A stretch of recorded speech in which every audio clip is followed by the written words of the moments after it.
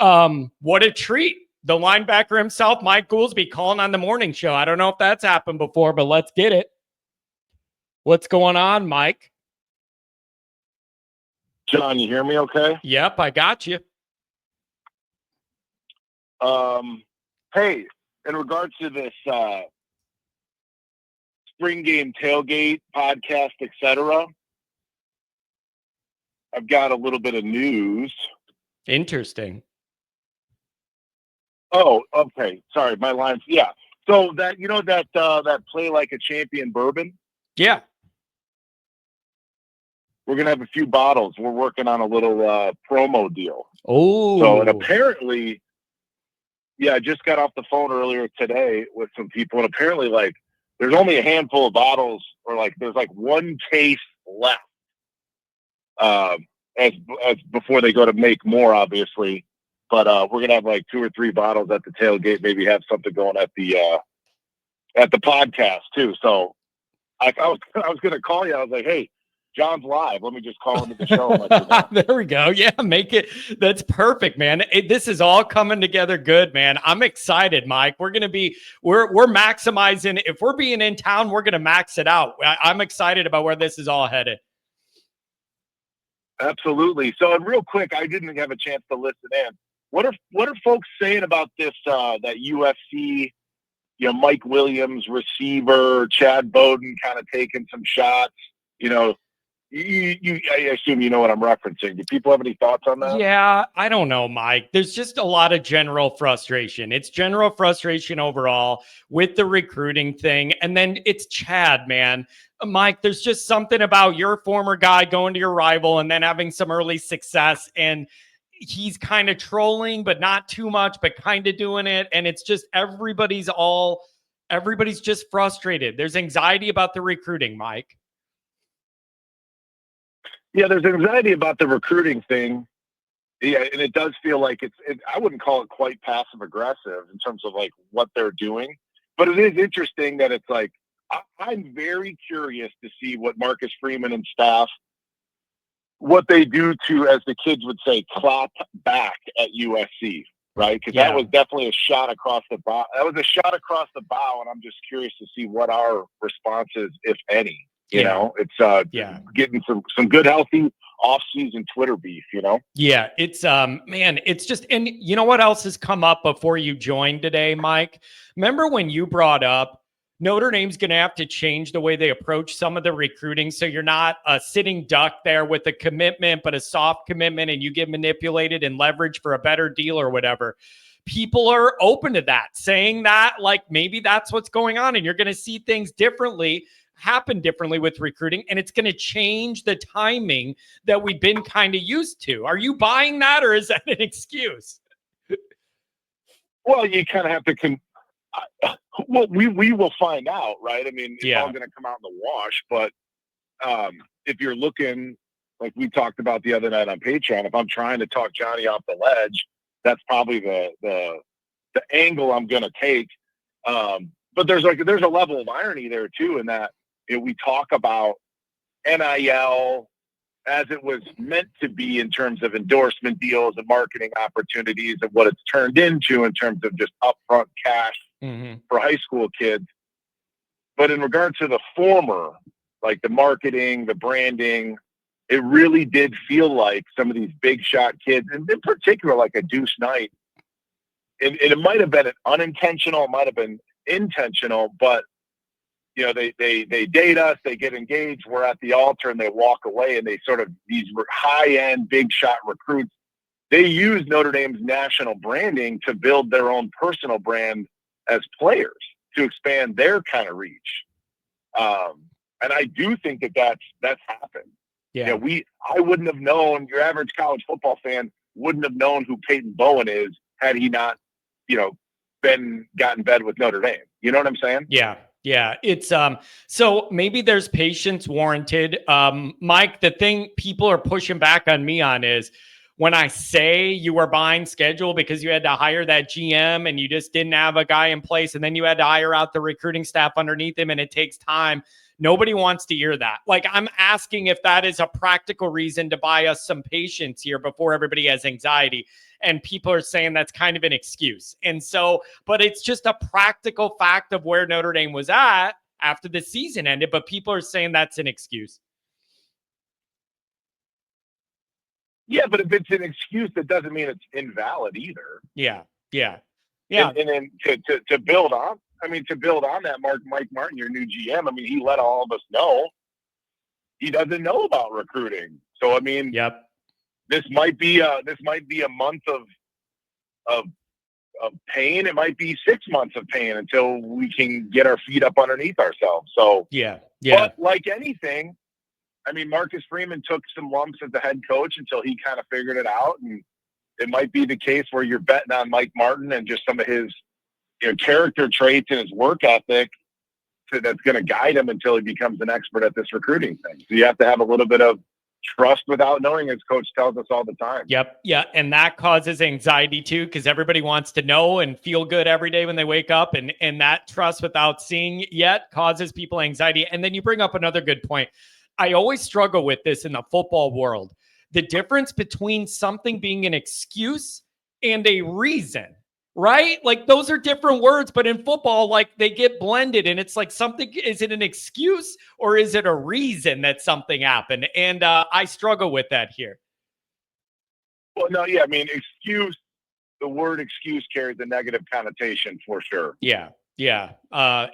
So that's a part of it, but I don't know, man. People are just the Chad thing is adding gasoline to the anxiety fire. Nobody likes seeing that guy succeed at USC and feel like it's at our expense. So maybe we just need to chill out a little bit, but that's hard for people to do, especially for me. I'll tell you. I mean, you could spin it this way, and that wide receiver position has been a bugaboo for the program for years, decades on end. And you see, USC and Clemson, kind of stealing away some of our Notre Dame targets. Boy, it just puts more pressure on the quarterback play going forward and making the offense look exciting and look appealing to these wide receiver prospects, these high-end kids. Yeah.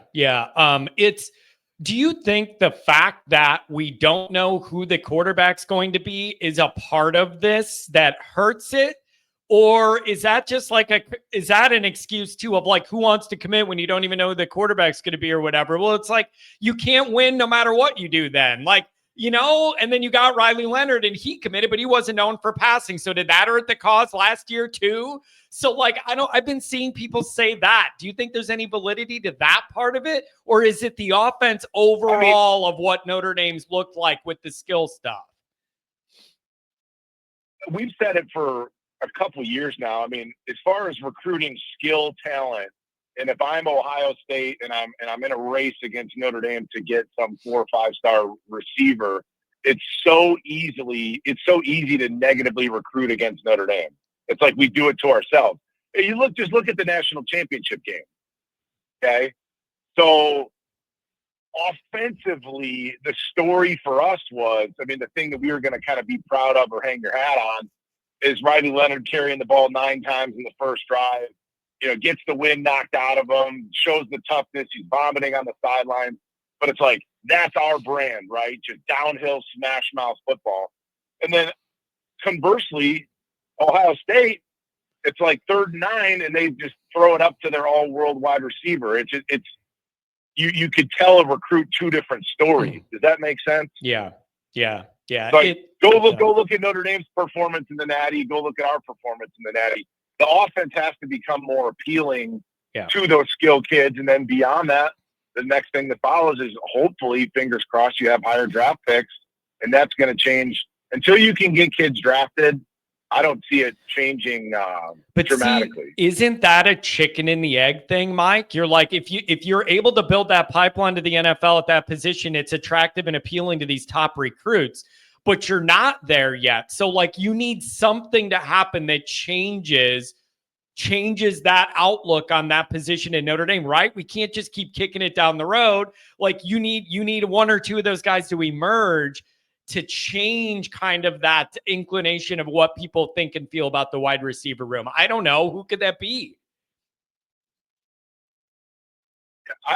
agree. I mean, and it's so funny that wide receiver recruiting is sort of starting to mirror what we've experienced at the quarterback position in terms of transfer after transfer after transfer. So this year, you had the kick returner kid, you had the FIU transfer, Chris Mitchell, and then some of your young studs like a Mikey Gilbert, a Cam Williams, they don't see the field because of it. And it's like now you've got Malachi Fields coming in, you got Will Pauling coming in. It's like, when are these Cam Williams, Mikey Gilbert, KK Smith going to get a chance to put their talent on display and show high school recruits this is what it might look like for you? Yeah. Yeah. It's and then one final question for you. Somebody put this in the chat. This is a good one. Do you think it would serve Notre Dame well to have a quarterback for multiple years, 2 to 3 years, hitch a wagon to one of these young guys, and then you build around him and you have that consistency compared to the one and done we've been doing? My answer to that is yes, but only if you pick the right quarterback and he develops, right? Like, is that not the answer to that question? Is yes, that would be good for stability and knowing all this, but only if you pick the right guy and he develops quickly, right? Am I wrong about this? Yeah.